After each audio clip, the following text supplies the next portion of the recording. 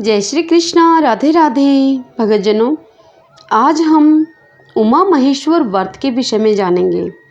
उमा महेश्वर व्रत की विधि तथा इस व्रत की कथा सुनेंगे और अंत में इस व्रत से मिलने वाले फल के विषय में जानेंगे। यह व्रत भाद्रपद पूर्णिमा को किया जाता है। भाद्रपद मास की पूर्णिमा के एक दिन पहले एक समय भोजन करना चाहिए। इसके बाद रात को सोते समय शिवजी और पार्वती की प्रतिमा के सामने हाथ जोड़कर उमा महेश्वर व्रत को रखने का संकल्प लेकर उसी स्थान पर हमें सोना चाहिए। पूर्णिमा के दिन स्नान आदि से निवृत्त होकर भगवान शंकर की प्रतिमा को स्नान कराया जाता है और बेलपत्र व फूल आदि से पूजा अर्चना की जाती है।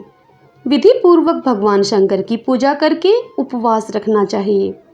पूर्णिमा की शाम के समय भगवान शिव की वंदना करके भस्म और रुद्राक्ष आदि ग्रहण करना चाहिए। रात्रि के समय मंदिर में जागरण किया जाता है।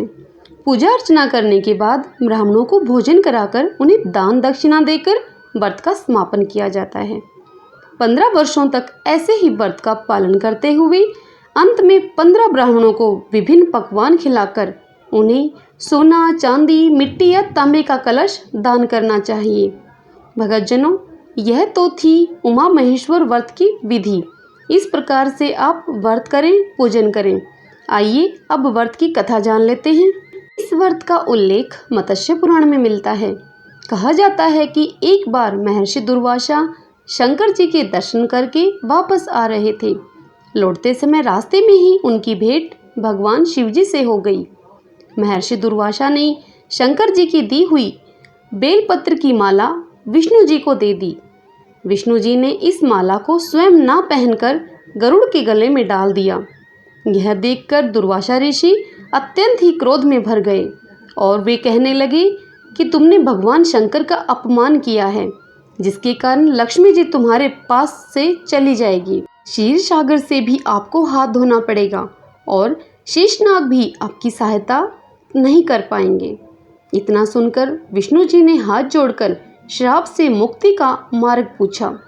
तब दुर्वासा ऋषि ने कहा कि आप उमा महेश्वर के व्रत रखो, तभी आपको ये वस्तुएं मिल पाएंगी।